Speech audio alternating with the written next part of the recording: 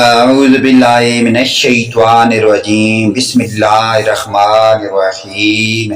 اسلامی معلوماتی ویڈیو شروع کرنے سے پہلے تمام مومن مسلمان بھائی ہماری بہنیں جہاں جہاں دنیا میں اور جس جگہ بھی ہماری ویڈیو دیکھ رہے ہیں سن رہے ہیں سب کو سلام۔ ویڈیو شروع کرنے سے پہلے ویڈیو کو لائک سبسکرائب اور آل کے بٹن کو ضرور پریس کریں تاکہ ہماری ہر نئی آنے والی ویڈیو اس کا پر وقت نوٹیفیکیشن آپ کو مل سکے۔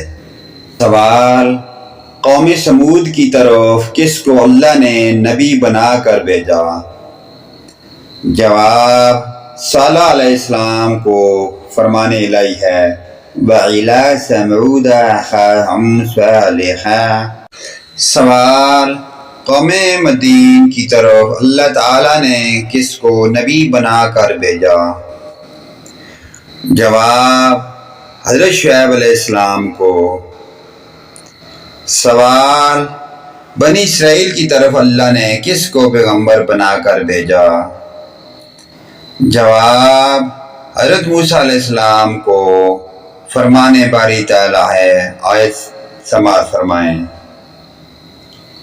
ہم نے موسیٰ کو کتاب دی اور اسے بنی اسرائیل کے لیے ہدایت بنا دیا کہ تم میرے سوا کسی کو اپنا کارساز نہ بنانا۔ سوال: آیت اِنَّکَ لَا تَهْدِی مَنْ أَحْبَبْتَ، آپ جسے چاہیں ہدایت نہیں دے سکتے، کس کے بارے میں یہ آیت اتری ہے؟ جواب: نبی کریم صلی اللہ علیہ وآلہ وسلم کے ام بزرگوار ابو طالب کے بارے میں اتری۔ سوال: جہاد کے متعلق نازل ہونے والی سب سے پہلی آیت کون سی ہے؟ جواب: جہاد کے متعلق نازل ہونے والی سب سے پہلی آیت یہ ہے۔ ترجمہ سماعت فرمائیں۔ جن مسلمانوں سے کافر جنگ کر رہے ہیں انہیں بھی مقابلے کی اجازت دی جاتی ہے کیونکہ وہ مظلوم ہیں۔ سوال: اصحاب الکہف والرقیم سے کیا مراد ہے؟ جواب: کہف سے مراد پہاڑ کے اندر وسیع غار ہے اور رقیم سے مراد تختی ہے جس میں مشہور قول کے مطابق اصحاب کہف کے نام لکھے گئے تھے۔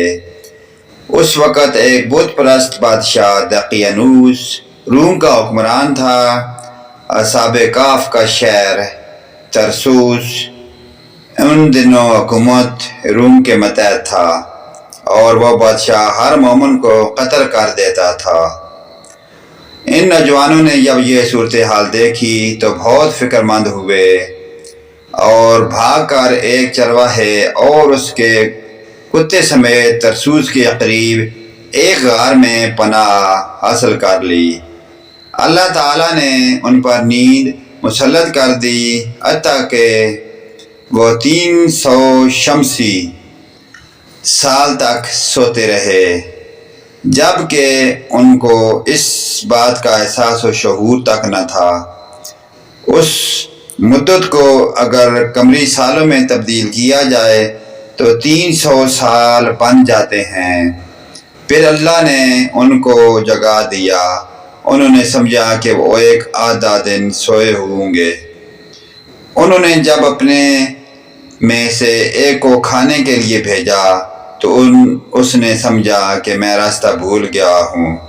لوگوں نے اس کے دیے ہوئے سکوں پر تعجب کیا کہ صورتحال واضح ہو گئی۔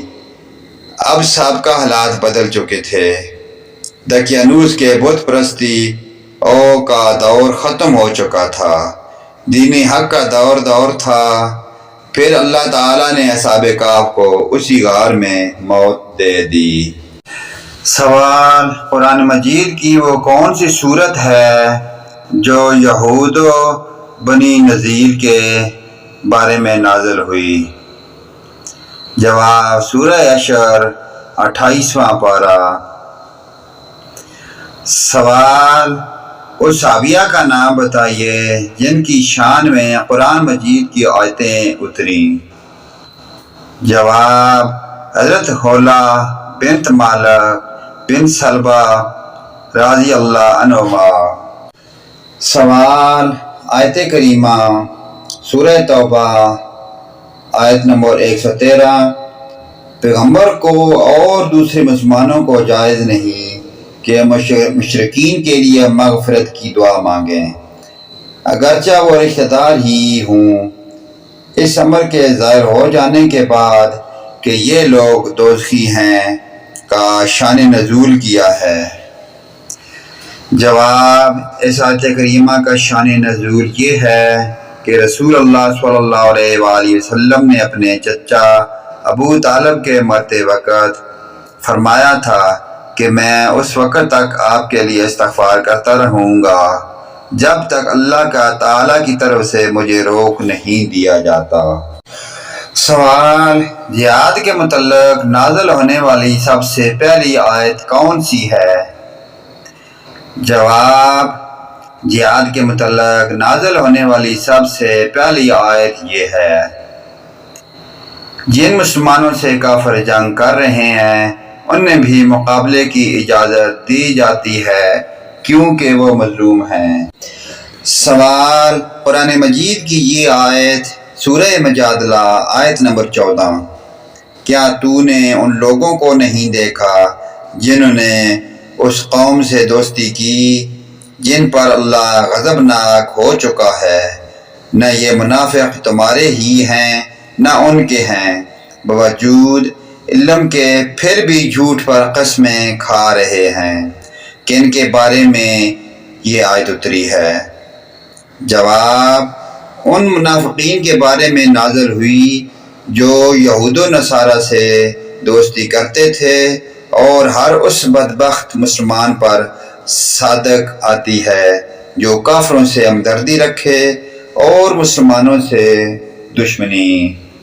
سوال، آیت کریمہ اس سے کہا جائے گا چخ تو اب بڑی ذی عزت اور بڑے اکرام والا تھا، سورہ دخان آیت نمبر 49 کس کے بارے میں اتری ہے؟ جواب، یہ آیت مشہور دشمن اسلام ابو جہل عمرو بن الشام کے بارے میں اتری ہے۔ سوال، فرمان الہی سورہ زخرف آیت نمبر 31، اور کہنے لگے یہ قرآن ان دونوں بستیوں میں سے کسی بڑے آدمی پر کیوں نہ نازل کیا گیا، یہ آیت کس کے بارے میں اتری ہے اور قریتین سے کون کون سی بستیاں مراد ہیں؟ جواب، یہ آیت ولید بن مغیرہ اور عروہ بن مسعود ثقفی کے بارے میں نازل ہوئی اور قریتین سے مراد مکہ اور طائف ہے۔ سوال، قرآن مجید کی یہ آیت سورہ عنکبوت آیت نمبر 10، اور بعض لوگ ایسے بھی ہیں جو زبانی کہتے ہیں کہ ہم اللہ پر ایمان لائے ہیں، لیکن جب اللہ کی راہ میں کوئی مشکل آن پڑتی ہے تو لوگوں کی ایذا دہی کو اللہ تعالیٰ کے عذاب کی طرح بنا لیتے ہیں۔ ہاں، اگر اللہ کی مدد آ جائے تو پکار اٹھتے ہیں کہ ہم تو تمہارے ساتھی ہی ہیں۔ کیا دنیا جہان کے سینوں میں جو کچھ ہے اس سے اللہ تعالیٰ دانا نہیں ہے؟ کن لوگوں کے بارے میں نازل ہوئی ہے؟ جواب، ضحاک کہتے ہیں کہ یہ آیت کریمہ مکہ مکرمہ میں ان منافقوں کے بارے میں نازل ہوئی تھی جو دل سے مسلمان نہیں ہوئے تھے، جب انہیں مشرکین کی جانب سے تکلیف پہنچی تو دوبارہ مشرک بن گئے۔